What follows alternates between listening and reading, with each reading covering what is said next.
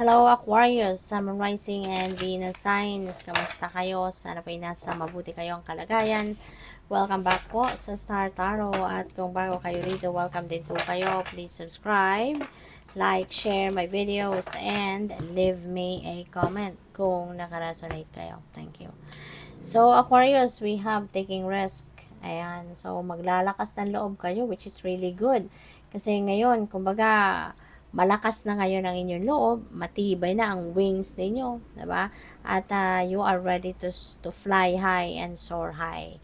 So, good for you, Aquarius, kasi sayang ng pagkakataon. Ngayon, dumating na ang pagkakataon na ito na although yung opportunity na to siguro hindi ito yung nakasanayan mo, hindi ito yung madalas mong ginagawa, or hindi ito yung comfort zone ninyo. Pero maglalakas ng loob na kayo, no? Siguro handa na rin naman kayo na mag-grow, handa na kayo na mag-evolve, kaya eto na, you are ready to take risk, you are ready to take that leap of faith. So, good luck po sa inyo. We have simplicity. Ayan, so gusto mo lang dito ng gusto mo din dito na maging kalmado ka, gusto mo din dito ng serenity, ng tranquility, yung ganyan. Gusto mo lang na mag-chill. So, which is good. Kasi kung maaaligaga ka dahil dito sa kung mag-worry ka, maaligaga ka, ganyan, may stress ka. So, hindi rin yan makakatulong sa'yo when you are doing this. 'Di ba? Kasi, syempre, ito, you're going to take risk. You're going to do something na hindi mo nakasanayan, hindi mo pagamay. Tapos kung i-stressin mo yung sarili mo, hindi ba? So, anong mangyayari? Kaya maganda to, no? Na kalma lang. Okay? Kalma lang. Mas maganda na before you do something, before you start something new, kasi yung new beginning na to, ito yon, magte-take risk ka. No? You're going to start something new dito kasi new beginning is, new chapter in your life, new endeavor, new ventures. So, yun. No? Itong dalawang ito, isa lang yan. Kaya, before you do that, no? Kasi nga, syempre, mag-a-adjust ka dyan, mangangapa ka, gagamayin mo ba yan? Kailangan, relax ka talaga. Okay? At least, nakapagpahinga din ang katawan mo, relax ang katawan mo, yung isip mo, tanggalin mo na yung mga mind chatter mo, tanggalin mo yung mga kung ano nung bigat sa dibdib mo, sa isip mo, para makapag-concentrate ka dito sa kung ano man ang bagong sisimulan mo. 'Di ba? Kaya, good luck din sa inyo dyan. And by the way, maraming salamat for subscribing. And if you haven't subscribed yet, subscribe na kayo. At saka maraming salamat din for not skipping the ads. Malaking bagay po yan sa akin. And kung gusto po ninyo na mag-join sa membership, just click the join button po sa baba ng video. Thank you. So, meron tayong first quarter moon in Pisces, honor your feelings. Okay? I-honor ninyo kung ano ang inyong nararamdaman. Kasi unang-una, dapat lang, 'di ba? Huwag mong isuppress kasi ikaw 'yan eh.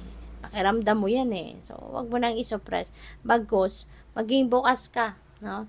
Sa pag-express ng nararamdaman mong ito. Kasi entitled ka namang maramdaman mo 'yan kung ano mang klaseng emosyon 'yan. Kasi ikaw din 'yan eh. Ikaw ang nakakaramdam din 'yan eh. Kaya wag mo nang pigilan.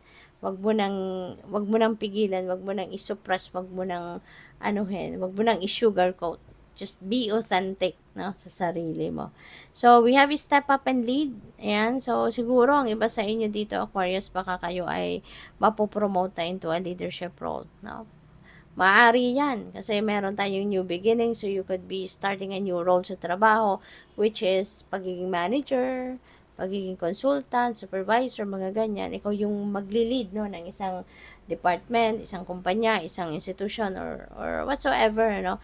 And siguro, this is the very first time, 'di ba, na magkakaroon ka ng ganitong role. Kaya, this could be it, 'di ba. Magte-take risk ka, susubukan mo to, na although very first time ito na magkakaroon ka ng managerial position siguro, kaya susubo ka. Kasi ito din, no, panahon na din para ikaw ay mag-grow. Panahon ka na din na mag-evolve ka, 'di ba? Kaya maaring magde-decision ka na din na, okay, I'll take this opportunity, 'di ba? So, push through any insecurity. Ayan. So, feeling ko, natanggal mo na to. Feeling ko, nagawa mo na to. 'Di ba? Kasi, meron na tayong simplicity. papasukin mo na nga ang isang bagay na hindi mo pa nagawa, hindi mo pa nasubukan, wala ka pang experience. Kaya, ang nakikita ko dito, confidence. Ang nararamdaman ko dito for you is confidence. Ito yung nararamdaman mo. Kaya kung ano man ang meron kang nararamdaman, insecurity, that's already behind you. No? Nalagpasan mo na to, yung insecurity na to. Na push aside mo na to. Kaya nga mag-aano ka na, maglalakas ng loob ka na dito, 'di ba? Mag-adventure ka na sa sitwasyon na iyan. So tignan natin kung ano pa ang ganap. And by the way, maraming salamat for subscribing. And if you haven't subscribed yet, subscribe na kayo. At saka maraming salamat din for not skipping the ads, no? Kung lagi kayo nanonood ng commercial. So, salamat po. At kung gusto po ninyo na mag-join sa membership, just click the join button din sa baba ng video. Thank you. So, we have the 7 of Pentacles. Ayan. So, you know what? Si 7 of Pentacles, parang meron tong promise sa'yo. Na kung ano man yung ine-envision ninyo for yourself, that's coming to fruition. Yun nga lang, hindi natin alam kung kailan ito dadating. Pero there is a guarantee, parang gano'n. No? May guarantee sa inyo ang universe dito na kung ano man ang pinagsikapan mo, ano man ang goal mo dito, might come to fruition talaga. Kaya lang, hindi lang sa timing na gusto mo. Hindi lang sa timing na ine-expect mo. Kaya maganda rito, just continue to work hard for it. Continue to cultivate whatever that is, no, na pinagsisikapan mo.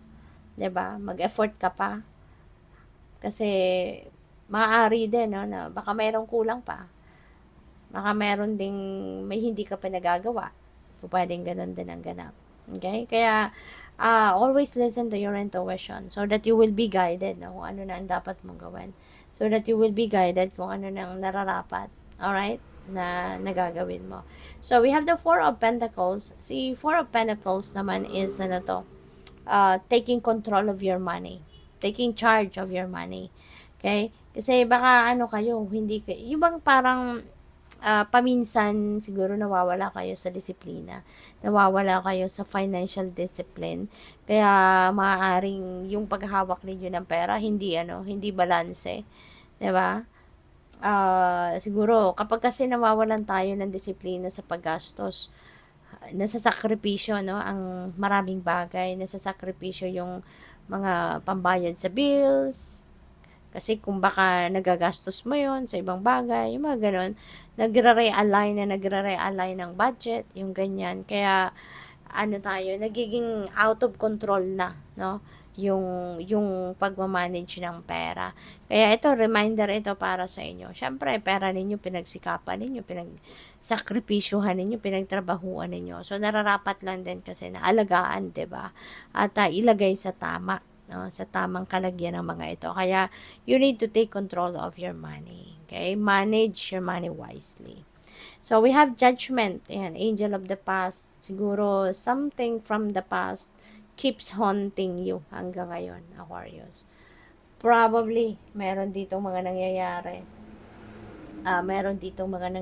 Na, alam mo yun, yung bang nakaraan na to, nangyari na to in the past, tapos, maaaring, eto na naman, bumabalik, 'di ba? And maaaring nakakaapektong muli sa buhay mo. So, this could be something na kailangan mo ng pagdesisyonan. Kaya nga nananawagan si Archangel Gabriel dito. The angel of communication, the archangel of communication, na pag-usapan, kung lalo-lalo na kung relationship ito, pag-usapan ninyong dalawa ng person mo, kung anong gagawin dito. 'Di ba? It could be related to relationship kasi. Yun ang napipick up ko dyan. So, good luck sa'yo, Aquarius. Thank you for watching. Love and light. Namaste.